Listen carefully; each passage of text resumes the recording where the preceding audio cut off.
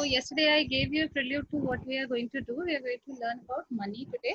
And the answer, the question you asked, Arya, once we start with what is actually money, I'll give you the proper answer to that also. Okay. So we started with what we are going to learn, and this is a very small chapter. So I think I'll be able to finish it in two classes. So it's about how money evolved, what all comprises of money, what kinds of money are there, what all comprises, and what are the functions of money, why do we require money. Okay, so this chapter talks about that. Okay, and money is very important. Since we are learning economics, we learn about economic activities. Okay, non-economic activities are not studied in economics. So, and what are economic activities? Which that which what are economic activities? Comprises of money. Yes, which are done Commercial. so that you get. Undertaken by Yes, which are in the undertaken to end. earn money. Yes, which is undertaken to earn money. In the end, money is involved in that, right? So valuation of everything as a medium of exchange, for everything you require money. Okay, so that is why we are studying what is money. So first we'll start with the barter system, how money came into existence, right?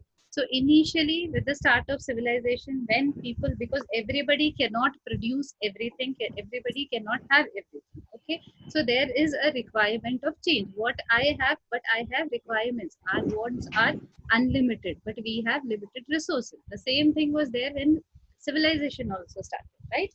Each and every man cannot have everything. So the need to exchange arised from there, and that is why in those times, because money concept did not come, it started with the barter system, which is exchange of goods, right? For say 3 potatoes, I will get a loaf of meat. Okay, whatever the exchange system. So that is how the barter system started, right? In the barter system, the goods were exchanged for goods. Okay, economic exchange, without, it was an economic exchange without the use of money. Money concept was not there when civilization started. Okay, each and every person was paid with some type of good only. Okay, like a teacher was paid with rice, a piece of cloth for exchange of given quantity of wheat, whatever. This was the initial phase of human civilization, right? Barter economy, or is also known as commodity for commodity economy. Okay, what is it known as? Commodity for commodity economy. Okay, so it is the other name. So it, a very short question, I think, on barter system. I have seen questions on barter system also. Okay, now what were the difficulties of a barter system? Now the first difficulty was lack of double coincidence of wants. Now what is double coincidence of wants? Can anybody tell me? Has anybody gone through the chapter? No. Which Can fill mutual interest of both the Of uh, want means people. that, like, someone wants something, then the other person should have that thing, and that, for example, I need potatoes and I want to give rice in exchange for that, so that person should be ready to take my rice and yes. give the potatoes. Yes, so lack of double coincidence of wants is what I want, the other person should be willing to give it to me. And what I have, the person should be willing to exchange that with me. Okay, so this lack of double coincidence of want, it is not always possible in an economy that what I want is available with the person, okay. But it is not necessary that what I am ready to give in exchange for that, he also wants that, or he also wants that in the same quantity. It depends on what will it depend on? It depends on the need of a person, right? I have lot of rice with me and I want wheat, right? Other person also has wheat with him, but it is not necessary that he would require rice also. So he may or may not be ready to exchange rice with wheat at the quantity or at the exchange that I want it to happen. Okay, his exchange would be different. He would set his exchange terms at a different term than what I would like. So this is known as lack of double coincidence of wants. It is not necessary that both parties would agree at the same thing. Okay, sorry. Then the second one is lack of common measure of value. Think about this lack of common measure of value. What would it that be? Yes. Ma'am, the proportion of the commodity Yes. Like if for 3 potatoes, I take 1 kg of sugar, Yes. but it can be different for the other person. Yes, the same thing. It depends on the need of the person. Okay, so a common measure was not. They were not able to set a common measure for everything. Okay, for 3 potatoes, a kg of rice, everybody did not agree because the barter system basically works on your needs. How much and what quantity you need, what you are ready to, what amount of substance you are ready to part for exchange for other things. Okay, so for every person a common measure was not possible. Okay, then lack of divisibility, it cannot be divided, things cannot be divided into small units, right? It is very difficult. How will you divide? Maybe rice, or maybe you can divide, but how will you divide small pieces of cloth? No, you require some, like minimum 1 meter measure to you require. Okay, so divisibility was also another thing which was a very difficult thing in a barter system. Then problem of storing wealth. For perishable goods, it's very difficult to store it. How will you store? And it's the starting of civilization. You don't even have the concept of cold storage. Okay. So perishable goods cannot be stored for long time. So if you are not able to exchange those things, then it is a wastage of that commodity. Okay. So this was another problem that we had in the barter system. And Yes. storage at that time can be very expensive also. Yes, that is what, because we do not have these facilities that we have now. So storing them is very difficult. And early civilization, man did not have these kind of settlements also, right? Like Yes. what we had. So it was very difficult to store things. And most of the items that he had, other than metals, he would be having perishable items. Okay. So lack of standard of deferred payments. Now deferred payments are future payments. Why would you require future payments? Ma'am, future payments because, for example, today I buy a horse because I need to plow my field, but tomorrow I don't need that horse and I need to sell it again. People may not take it. They would, because they will tell it has grown old, it might not have Yes, utility. one is depreciation of a thing. Other thing is if you want to take something on credit. The same example, what he has given as horse, you want to take it on rent for some period of time. For the time that you want to use it as a for a horse cart or for your field, whatever. So sometime only you want to use it. But there was no way of paying that thing in the future. If you take credit for something, how will you pay? You will say, okay, I will give you 10 bags of potatoes. But in the future, if you don't have it's a perishable item. It is not necessary for you to have that kind of 10 bags of potato in the future. Not necessarily you will have it. So how are you supposed to pay? And in future, that 10 bags of potato, now he needs that 10 bags of potato. In future, he may not need. Right? So he will then say, no, now I don't need potatoes, I want something else, because then his need might change. Okay, so that is lack of standard of deferred payment. There was no consensus on something that this can be used as a future payment technique. And depreciation is one very good thing, that when you use a thing and you want to return it, the thing depreciates, whether it's a living thing or a non-living thing. It will have depreciation. So now the present value which it has for the other person, it may not have the same value in the future. Okay, so he might say, no, I do not want it for that exchange. So these were the problems that were faced by the barter system, right? And that is how something. Okay, this I've done. Okay, then so this is how evolution of money happened, because people wanted something which can be used as a standard medium of exchange. Okay, which people all over will accept. They will have no problems in accepting it. So then they started using different things. Money later on came in. They started, first thing they started was, now the stages of evolution in your book is given it in 5 stages. The first stage was when they used animals as money. Okay, so different things were valued in terms of different things, and especially cattle, because cattle was required by everybody, right? Initially when we were developing as a civilization, it was basically everybody used to have cattle with them.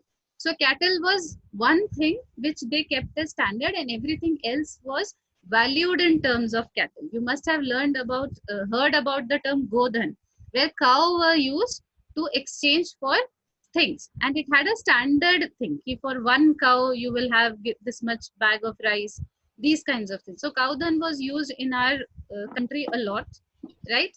In 4th century BC, the Roman Empire, they declared that cow and sheep can be used to collect fines and taxes. So they used to collect cattle in the form of cow and sheep to collect taxes and fines from people. Okay. Then second phase was commodity was used as money, right? So bows and arrows, animals, stone, tobacco, everything. Yes, Arya, what was something? Yes, ma'am. I want. Yes. Ma'am, I wanted to ask that there was a system known as the feudal system. So, in what used to happen, like the farmers used to give the grains to the knights, and the knights would give them service, and those it was like this. So, will that be barter system? That is a kind of, yes, it's a kind of barter system wherein services, you get services in exchange of commodities. So it is that commodity money only which you are talking about. Okay, the knights in the British Empire, they used to give their services protection. They used to protect villages, and villages in turn used to give them grains. Yes, Yes, it's kind of commodity money that is being used. Okay, so commodity will be anything. Now what these commodity what they are using depended on the location and the climate of that place.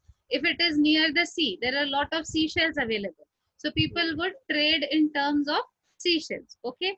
If it's a commodity which is like Aryan said, it's a commodity which cultivates a lot. They are farmers community. So they would like to trade in terms of food grains. Okay, so depending on the location of the commodity, the development of the society, the climate of that, the culture of that place, the commodity will be used as a exchange item, right, in place of money. Then the third one is metallic money, when metals were being invented. Okay, because it was these things had the problem, they had a problem of storage. Okay, so metallic money was invented then. This was when we started using the gold, silver and copper coins. We had already discovered metals by that time. Okay, so now these were used as money, because everybody, gold and silver was precious metal, they still are precious metal, right? So most of the people will not say no to it. So coins made with gold and silver and copper, right? Denominations were given to them, and they were now used as a medium of exchange. Now, this facilitated a common medium of exchange, a standard medium of exchange, and people are not going to say no to it. But what will happen? What happened? Why was this changed? Can anybody tell me why silver gold coins were changed? ma'am, because silver, gold, copper, all these metals, firstly, are like they are very heavy. We cannot carry a lot of silver, Yes, gold.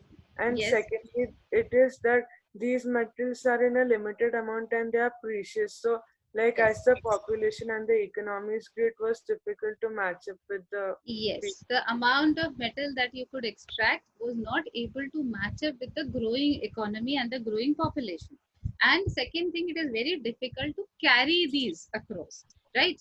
And to store these, storing is still okay at home. You can store. They didn't have the bank system by that time. Okay, so yes, you can store it, but it was very difficult to carry gold and silver. These are precious metals. Okay, and the metal were not able to extraction of metal was not able to match up with the growing economies. Okay, so then this also was stopped, and paper money was introduced in the 17th and 18th century.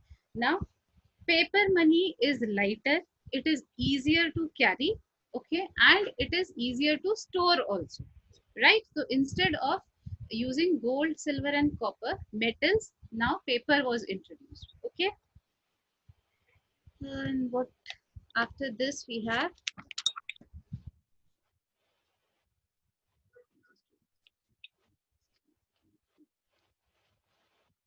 and after the paper money, we have the introduction of the banks. When bank system was started, this also started in the 18th century only, when we had the banks, which can keep your money safe.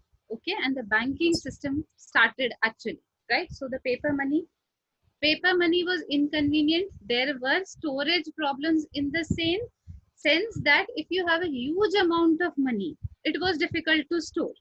How much can you store paper at home, right? After some time that will disintegrate. Okay, so that was a storage problem.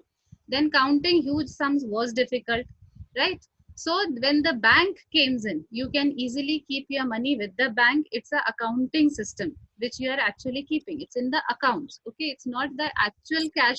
If you have you have learned about terms like cash reserve ratio and all that. Have you learned this in ninth?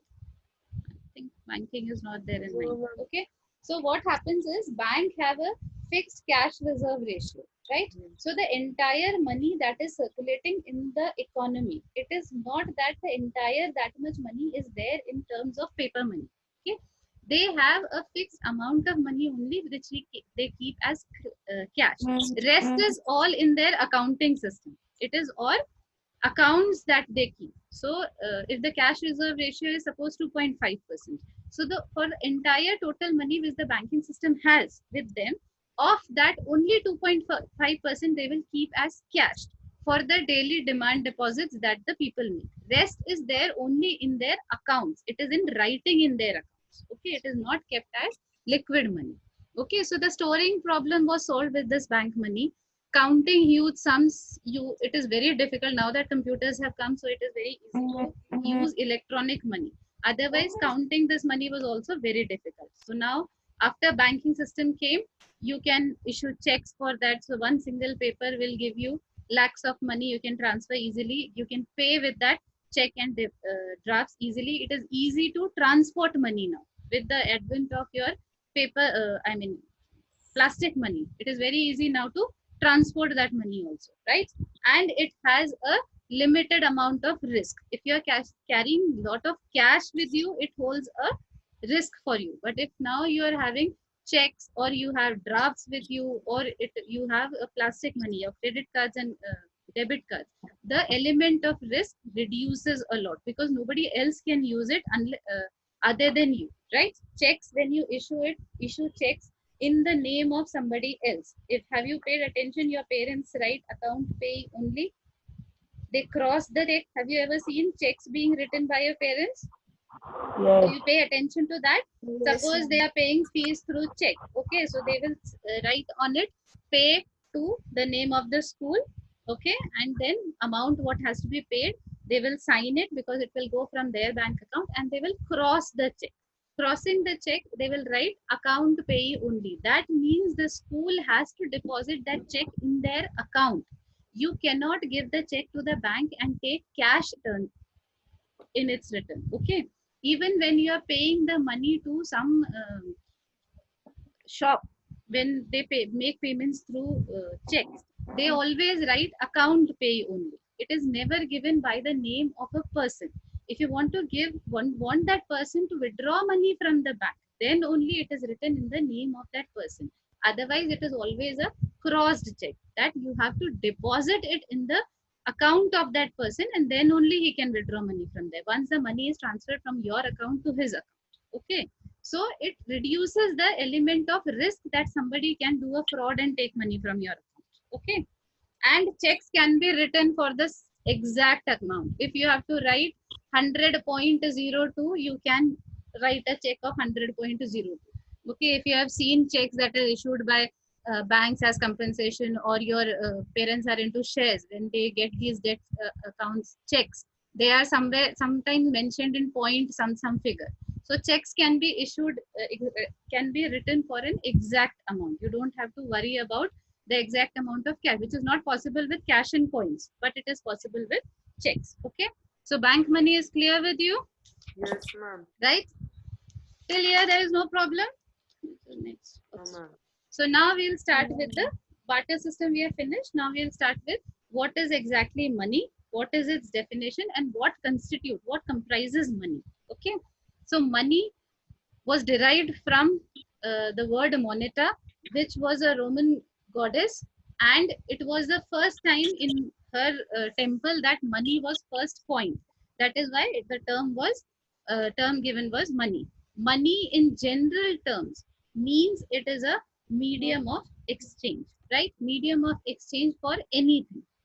Anything can be exchanged in terms of money. Nobody will say no to money. Okay, Is it clear to you? Can anybody say no to money? No. And it is a general medium of exchange, a fixed medium of exchange. What MRP is written on your product, no, the shopkeeper is not going to say no to that money. So when you give him cash money, he will never say no to it. Okay. Now definition of money has been categorized into three parts. Okay. First is legal, second is functional, and the third is narrow and broad definition of money. We'll one by one see these. These are just definitions. You just have to learn the definitions. What each definition constitute. Okay. The legal definition of money, as the name suggests, it is connected with law. Okay. Money is what law says is money. That means it's a legal tender. It is the government which has declared that this is money. It is used as money. If you remember demonetization, do you remember demonetization? Suddenly the government declared what notes cannot be used. Yes, What notes yes. cannot be used? 500 and 1000, right? So it was a legal thing, and he said from night 8 o'clock these notes will not be recognized. The moment it was demonetized, people are not ready to take that money, because the government had declared that this is not money now.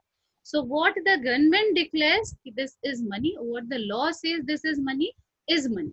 Okay, so legal definition of money is simply what the law says or what the government of that country declares as money. Okay, it has a legal power to discharge debts. That means nobody can say no to money.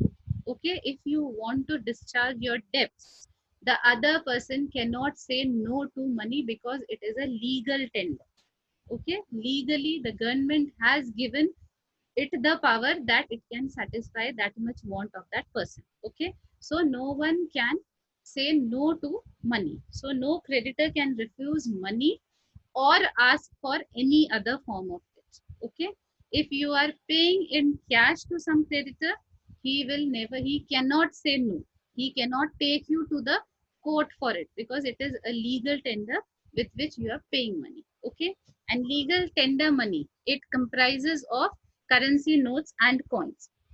Okay, it is also known as fiat money. And pay attention, I think in your notebook it is written as flat money, or I was only able to read that it is not flat, it is fiat, F-I-A-T. Okay, so make the correction if it is like that in your book. So it is also known as fiat money. That means it serves as money on the order of government. Okay, it is on page 128. Yes, Arya. May you repeat that spelling? F-I-A-T. I've written it here because Okay. I could read it as flat only, and it is not flat, it is F-I-A-T fiat. Okay. Yes, ma'am. So it is also known as fiat money, which that means it is that money which serves as money on the order of government. So this is your legal definition of money. Okay, what the government declares as money is your money. It is bound by law, and that is why it is known as legal money. Okay. Now the second definition is on the basis of its function. Now in this definition, Kurotha's definition is the definition that you need to learn. Okay, this is the only definition given in your book, and you also need to learn this only. In this definition, he says that anything that is generally acceptable as a medium of exchange and at the same time acts as a measure and store of value. This is known as money. So what he has done he has emphasized the importance functions of money in his definition, right? And he has stressed on the basic characteristics of money and said that it should have a general acceptability. So basically he has combined the function of money in his definition of money. So money as a medium of exchange, money as a store of value, money as a measure for things, all these things have been included in his definition. Okay, so this definition you are going to learn as it is, and you should know what are the terms that he has used in these definitions. Okay, which can be used in a MCQ question. Okay, clear functional definition of money? Yes, ma'am. Right. Now the third definition that we have is the narrow and the broad definition of money. Okay, narrow definition of money is only those which act as a medium of exchange, right? That means in the narrow definition, you have only currency notes and coins, which can immediately satisfy your want. You can buy, you can exchange it for whatever you good or service that you want. And in the narrow definition, you have only currency and coins included in it. Okay. But the broad definition of money, it also includes those things which has a high degree of moneyness in this. That means it can be immediately converted into liquid money and used as a medium of exchange for goods and services, right? For example, your bank deposits and your post office deposits. What are these? These are your savings which you have with your post offices and your banks, right? And what is the feature of a bank deposit or a post office deposit? You can immediately draw money from there and use it to satisfy your wants. Yes or no? If you have 10,000 rupees as deposit in your bank, you can withdraw that immediately, that 10,000 rupees, and use it to buy things. That is why it is known as have a high degree of moneyness. That means it can be converted into ready cash at a very short notice. Okay. So in the broad definition, your money includes, other than coins and currency notes, it also includes these bank deposits. But pay attention that it does not include term deposits. What are term deposits? That fixed deposit, like you Yes, keep it the for fixed deposits that you keep in your bank, because they have a stipulated time frame for them. Okay, in this much time only you can withdraw that money. It is not a ready cash for you. Okay, so your savings account is a ready cash for you. You can immediately change it into liquid cash, but not those, because they do not have a high degree of moneyness. That means it cannot immediately be changed into liquid. It is there, it is your money only, but not included in money as is money in circulation.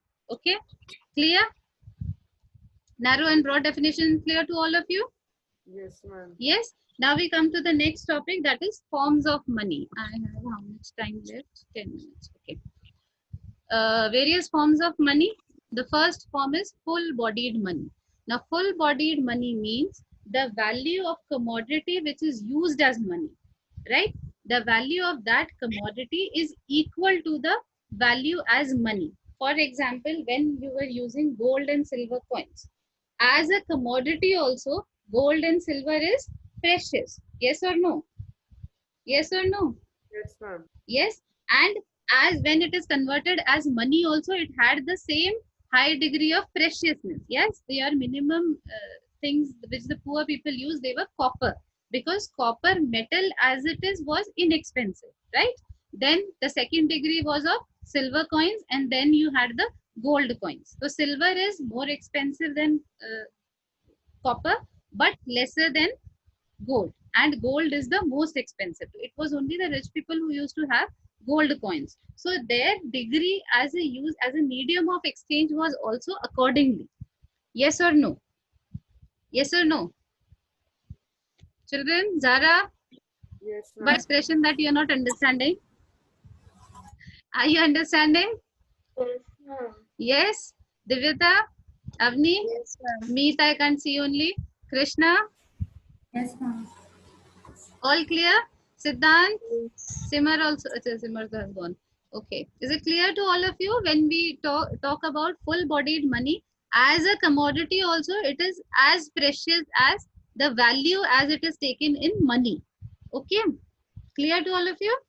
Yes, ma'am. Yes. The second is your credit money. First was full-bodied money wherein both are same. Okay. Second is credit money where your value of money is greater than the commodity with which that money is made. Okay. For example, when now you are using paper money, right? 1,000 rupee note is more valuable than the paper with which it is made. Yes or no? Yes, ma'am. Yes, that paper with which it is made, maybe if you just see the paper, you might get that paper in 50 paisa only.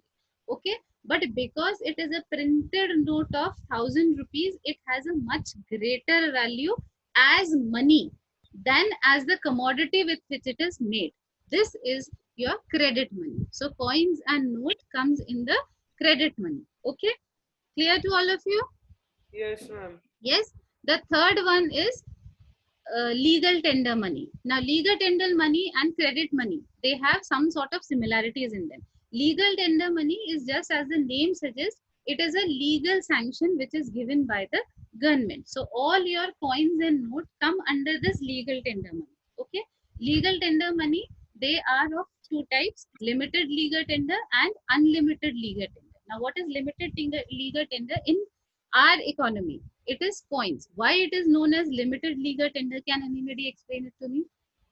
Why is it known as limited legal tender? Just think, why is it limited? Why coins are limited?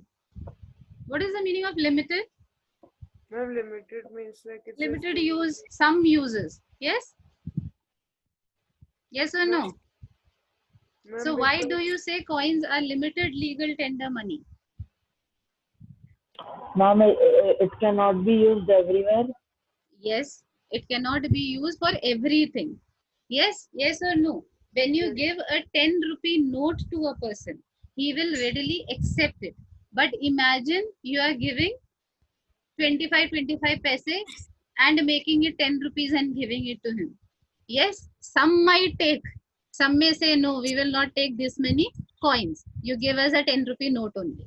Okay, that is why coins are known as limited legal tender money. They are legal tenders because they are as per the law. That is money, but you cannot use coins everywhere.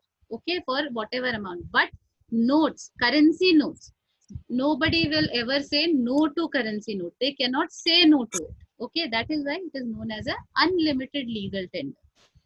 Is it clear to you?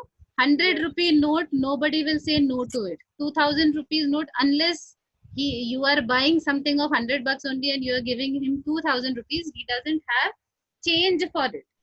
He may say no, ki nahi, please 100 rupees he do, but he cannot refuse it otherwise. Okay, so it is unlimited. You can use it for any amount of exchange. No one is going to say no for a currency note. Even if you are buying worth of lakhs of rupees, if you are paying it in cash, he will not say no.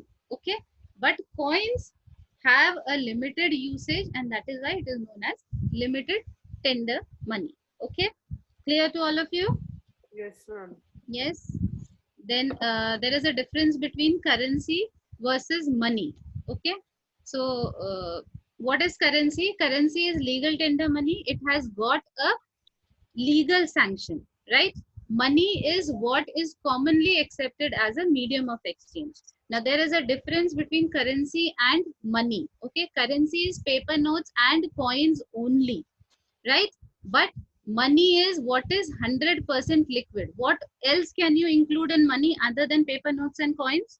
Credit cards and The deposits Not, in the bank. yes, your bank deposits also can be included in money. They are also considered not the term deposit but your saving deposits, okay, and your post office deposit. They also come in money, right? Currency is high powered money as it is issued by the central bank, right? So whatever your RBI issues becomes your money, comes under comes under currency. Okay, but money is currency plus the demand deposits that you have with bank. So the difference between currency and money is clear to you. yes, What ma'am. notes and coins you use comes only under currency. Okay, but when you're talking about money, you are also talking about the highly liquid bank deposits that you have, bank and post office deposits. Okay, right? Why I did not say in this? Now in this money, what e-transactions that you are doing, you are buying nowadays with the help of your debit cards? Yes or no? What is Yes. debit card? Ma'am, What is the debit card? plastic money. Plastic Debit money. card is, yes, it is plastic money. It is issued by the bank against your bank account. What money you have in your bank is only used as a you can use that much money only through your debit card. You cannot use extra. If you have 5,000 money, you can spend only 5,000 through your debit card. Okay, so that is why this money also comes under money. It is your bank deposit only. Yesterday Arjun asked me why it is not considered. It is considered money when it comes to debit card, the plastic money that you are using nowadays, because this is the money which is there in your bank account. But credit card will not come under this. Why?